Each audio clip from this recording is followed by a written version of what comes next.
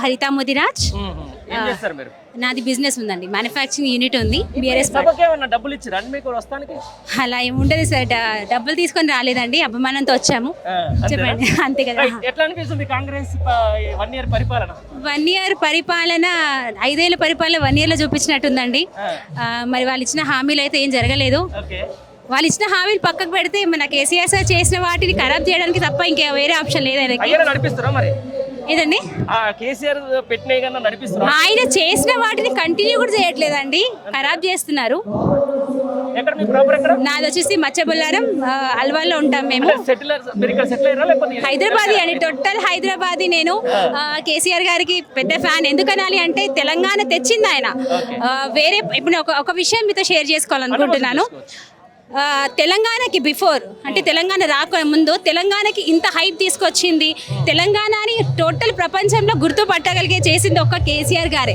పెద్ద ఆయన ఆ ఐడెంటిటీ తీసుకొచ్చాడు తెలంగాణకి. మీరు ఒకసారి అబ్జర్వ్ చేస్తే మూవీస్లలో కానివ్వండి, వేరే వారి దాంట్లలో స్టేట్లలో తెలంగాణ యాసకి, తెలంగాణ భాషకి కామెడీగా చూసేవాళ్ళు. ఈరోజు ప్రతి దగ్గర తెలంగాణ భాషని నేర్చుకొని మరీ మాట్లాడుతున్నారు. అది తీసుకొచ్చింది కేసీఆర్ గారు. అది ఎందుకు మర్చిపోతున్నారు పబ్లిక్? ఇంకొక విషయం చెప్పాలండి, రీసెంట్గా స్టార్ట్ అవుంది తెలంగాణ తల్లి విగ్రహాన్ని.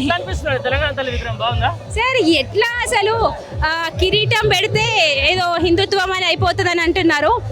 భారత మాతకి కిరీటం ఉంది, మనం అమ్మవారిని కొలిసేది, అమ్మకి ప్రతిరూపం ఇచ్చేది. కిరీటం అంటే అన్ని కులాలకి మతాలకి సంబంధించింది కాదు. ఇప్పుడు నేను రెగ్యులర్ పబ్లిక్ తిరిగినట్టు తిరిగితే ఒక అమ్మాయిని, ఒక ఉమెన్ని, అమ్మవారి లెక్కనే చూడాలి కదా. నేను ఆ కిరీటం పెట్టుకొని తిరిగాను కదా. అంటే దేవత కాదు, ఒక తెలంగాణ తల్లి. తెలంగాణ తల్లి అంటే చూడగానే మనం చేతులెత్తి మొక్కాలి అనేటట్టు కనబడాలి కదా. సో మనం రెగ్యులర్ చూస్తున్న అమ్మవారి లాగా ఉంటే ఐడెంటిటీ ఎక్కడి నుంచి వస్తుంది? అయినా మీకు తెలంగాణ తల్లి ఆల్రెడీ మనం కేసీఆర్ గారు అంటే మన ప్రజాస్వామ్యంలో వచ్చింది కదా, ఆల్రెడీ పెట్టారు కదా. మీకు తీయడం ఎందుకు? తీయడం దేనికి? మీకు వేరే లేవా? 2500 ఎక్కడ పోయిందండి? 250 ఏది? మన 2500 వేస్తాం మేము పబ్లిక్లో ఆడవాళ్ళకి అన్నారు కదా. ఫ్రీ బస్సులు పెట్టడం వల్ల ఏమన్నా ఫైదా ఉందా? ఏమని చెప్పండి. నేను ఉమెన్ ఎంపవర్మెంట్, అంటే బిజినెస్ చేస్తున్నాను, ఉమెన్ ఎంపవర్మెంట్ చేస్తున్నాను. బిజినెస్లు పెట్టడానికి, సెల్ఫ్ ఎంప్లాయ్మెంట్కి ఎన్నో ఆప్షన్స్ ఇచ్చారు కేసీఆర్ గారు కానీ, మన కేటీఆర్ గారు కానీ, మా ఎమ్మెల్యే మరి రాజశేఖర్ అన్న గారు కానీ సపోర్ట్ చేస్తున్నారు. ఇక్కడ బస్సులు ఫ్రీ ఇచ్చాము, 2500 అకౌంట్లో వేస్తాము ఇలా చెప్తున్నారు కదా. అవి చేయడం పక్కకు పెడితే ఉన్న వాటిని ఖరాబ్ చేస్తున్నారు. ఏం చేస్తున్నారు? ఎవరు సార్? ప్రతి తెలంగాణ బిడ్డ, అది హిందువులు కానివ్వండి, క్రిస్టియన్స్, ముస్లిమ్స్ ఎవరన్నా కానివ్వండి, ప్రతి తెలంగాణ బిడ్డ హృదయంలో కేసీఆర్ సార్ ఉంటారు. ఎందుకంటే తెలంగాణ తీసుకొచ్చింది ఆయన. అంతకుముందు ఎన్ని ప్రభుత్వాలు వచ్చినా తెలంగాణ తీసుకొచ్చింది అసలు ఆలోచించలేదు కదా. తెలంగాణ గురించి ఆలోచించింది మాత్రం కేసీఆర్ గారే. మనం ఉన్నంత వరకు ఈ జనరేషన్లో తెలంగాణ సాధించిన ప్రతి మనిషి హృదయంలో కేసీఆర్ సార్ ఉంటారు. అది ఖచ్చితంగా చెప్తున్నాను. సరే, ఒకటి చెప్పగలుగుతాను, కాంగ్రెస్ కి నేను ఎగెనెస్ట్ కాదు, కానీ నేను బీఆర్ఎస్ పార్టీ నుంచి అని మాట్లాడట్లేదు. ఒక తెలంగాణ బిడ్డగా చెప్తున్నాను, కేసీఆర్ గారు ఉంటేనే తెలంగాణ ఉంటుంది. కేసీఆర్ గారు రాకపోతే ఇలాగే ఏదో ఒక ప్రభుత్వం ఏదో వచ్చి మార్చేసుకుంటూ పోతారు. ఒకటి నా మనసులోనే చెప్పగలుగుతాను, కేసీఆర్ గారికి తెలంగాణనే ఊపిరి. వేరే ఏ సీఎంస్ వచ్చినా, ఎలాంటి వాళ్ళు వచ్చినా వాళ్ళకి హెడ్ ఉంటారు. మన తెలంగాణకి ఓన్లీ కేసీఆర్ గారు. ఆయన అంటే వేరే స్టేట్ల గురించి ఆయన ఆలోచించాల్సిన పని లేదు, మన తెలంగాణని డెవలప్ చేయడానికి ఆలోచిస్తారు. సో నాకైతే ఇప్పుడు కూడా అడుగుతున్నాను, మళ్ళీ ఏదైనా జరిగితే పెద్ద ఆయన రావాలా? నా పేరు సింధం శ్రీకాంత్ అండి. ఎక్కడి నుంచి వచ్చారు? మేము హైదరాబాద్ డివిజన్ షేర్లింగంపల్లి నియోజకవర్గం నుంచి వచ్చామండి. ఎలా అనిపిస్తుందన్న మరి ఈరోజు తెలంగాణ భవన్ ఓపెనింగ్, తర్వాత తెలంగాణ తల్లి విగ్రహం ఓపెనింగ్ చేస్తుంటారు కదా షేర్లింగంపల్లిగా? తెలంగాణ తల్లి విగ్రహాన్ని చూస్తూ ఉంటేనే మనకి ఈరోజు రాష్ట్ర పరిస్థితి అర్థమవుతుంది. ఒకప్పుడు తెలంగాణ తల్లి నిండుగా సంపన్నంగా ఉండే, ఈ రోజు దివాలా తీసినట్టుగా తెలంగాణ తల్లి విగ్రహాన్ని తయారు చేశారు. అది మన రాష్ట్ర పరిస్థితిని ప్రతిబింబిస్తుంది. అంతేనా?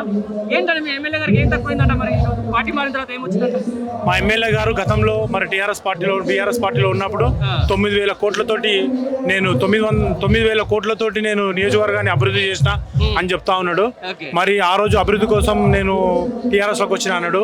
మరి దాన్ని ఆదరించి కేసీఆర్ గారు మరి ఆయనని ఆదరించి నియోజకవర్గానికి 9,000 కోట్లు కేటాయిస్తే అభివృద్ధి చేసిండు, అభివృద్ధి చేసినా అని చెప్పుకుంటా ఉండు. ఈరోజు మళ్ళీ 9,000 కోట్లు ఇచ్చి అతనికి మంచి పేరు, ఈరోజు గాంధీకి ఏదైనా మంచి పేరు ఉంది అంటే లేకుంటే ఏదైనా విలువ ఉందంటే అది బీఆర్ఎస్ పార్టీ వల్లనే ఆ అభివృద్ధి జరిగింది. కాబట్టి అట్లా అభివృద్ధి చేసినటువంటి వ్యక్తిని ఆదరించినటువంటి ఒక బీఆర్ఎస్ పార్టీని వెన్నుపోటు పొడిచి తన స్వార్థ రాజకీయ ప్రయోజనాల కొరకు పార్టీ మారి ఈ రోజు కాంగ్రెస్ లో పోయిండు. ఆయన ఈ రోజు ఆయన మళ్ళా వస్తా అని తీసుకునేటువంటి పరిస్థితిలో ఈ బీఆర్ఎస్ పార్టీ ఉండదు. ఎందుకంటే ఆయన అవకాశవాద రాజకీయాన్ని ప్రజలు పసిగట్టిర్రు. ప్రజలు ఇప్పుడు ఎప్పుడు గుణపాఠం చెప్తామో, ఎప్పుడు బై ఎలక్షన్ మళ్ళీ వస్తే ఆయన ఇంటికి ఎట్లా పంపించాలనేటువంటి కంకణం కట్టుకొని ప్రజలు ఉన్నారు. రైట్, ఎట్లా అనిపిస్తుందో మరి కాంగ్రెస్ పరిపాలన ఏంటి కథ? ఈ మార్పులు ఏంటి, చేర్పులు ఏంటి? ఓ వైపు తెలంగాణ తల్లి విగ్రహం అంటాడు, మళ్ళొకసారి ఏమో ఎంబ్లమ్స్ మారుస్తా అంటాడు, ఇంకొకసారి అసలు కేసీఆర్ ని లేకుండా చేస్తా అంటాడు. ఏం జరుగుతుంది? వాస్తవంగా జరిగింది ఏంటంటే కాంగ్రెస్ ప్రభుత్వము ఆచరణ సాధ్యంగానే అమలు చేయలేనటువంటి హామీలు ఇచ్చి గద్దెనెక్కిన తర్వాత ఒక ప్రామిసెస్ ఏవైతున్నాయి, గ్యారంటీస్ అవి అమలు చేయలేనటువంటి పరిస్థితిలో ఉండి డైవర్షన్ పాలిటిక్స్ కి వాళ్ళు తెరదీసిర్రు. మొన్నటిదాకా హైడ్రా అని చెప్పేసి కొందరు వ్యక్తుల వాళ్ళకు విరుద్ధంగా ఉన్న వాళ్ళ ఇల్లు కూలగొట్టడానికి హైడ్రాని ఉపయోగించిర్రు. మళ్ళీ ఇప్పుడు హైడ్రా కనబడతలేదు. మళ్ళా అదేవిధంగా వాళ్ళు 29 జీవో తీసుకొచ్చి బీసీలకు, ఎస్సీ ఎస్టీ మైనార్టీలకు అన్యాయం చేసేటువంటి ప్రయత్నం చేసే దాని మీద ప్రజలు తిరగబడ్డారు. విద్యార్థులు, నిరుద్యోగులు తిరగబడ్డది మనం చూస్తున్నాం. అంత మాత్రమే కాదు, కేసీఆర్ గారి పాలనలో 6 సంవత్సరాలు ఎక్కడైతే నువ్వు చదువుతావో 6 సంవత్సరాల్లో హాఫ్ ఆఫ్ ద టైం నువ్వు ఎక్కడ చదువుతావో అక్కడ లోకల్ అన్నారు. ఈయన నీట్ కౌన్సిలింగ్కి ఒక్కరోజు ముందు జీవోలో మార్పు చేసి తీసుకొచ్చి 4 సంవత్సరాలు అని చేయడం జరిగింది. 4 సంవత్సరాలు చేయడం వల్ల తెలంగాణ, నా మిత్రుడు ఒక ఆయన ఉన్నాడు, వాళ్ళు శంకరపల్లి వాస్తవ్యులు, 10వ తరగతి వరకు వాళ్ళ అమ్మాయి ఇక్కడ చదువుకొని మంచి విద్య ఉంటుందని చెప్పేసి ఏపీకి పోయేసి 2 సంవత్సరాలు అక్కడ చదువుకోవడం జరిగిందండి. ఈయన తీసుకొచ్చిన జీవో వల్ల 4 ఇయర్స్లో హాఫ్ అంటే 2 సంవత్సరాలు అక్కడ చదివింది, 2 సంవత్సరాలు ఇక్కడ చదివింది. వాళ్ళు నాన్ లోకల్ అయిపోయారు. 800 మంది విద్యార్థులు నీట్ క్వాలిఫై అయ్యి కూడా తెలంగాణ వాళ్ళు సీట్లు రానటువంటి పరిస్థితి. సుప్రీంకోర్టు చుట్టూ తిరుగుతూ ఉన్నారు. ఒక అనాలోచితమైనటువంటి నిర్ణయాల వల్ల, ఒక డైవర్షన్ పాలిటిక్స్ వల్ల మాత్రమే ఈ రాష్ట్రంలో జరుగుతోంది. ఈరోజు తెలంగాణ తల్లి విగ్రహం ఏదైతే రేవంత్ రెడ్డి తీసుకొచ్చిండో ఆ తెలంగాణ తల్లి ఒక టీఆర్ఎస్ వారి మన తెలంగాణ రాష్ట్రాన్ని ప్రతిబింబిస్తుంది. ఒక నిరుపేద మహిళను సూచించే విధంగా తీసుకొచ్చడం జరిగిందండి. ఇంతకుముందు మీరు చూసిర్రు, తెలంగాణ తల్లి నిండుగా సంపన్నంగా ఉండి కనిపించింది. ఈరోజు కేసీఆర్ గారు ఏదైతే గద్దె దిగిరో తెలంగాణ దివాలా తీసింది. అంతేనా?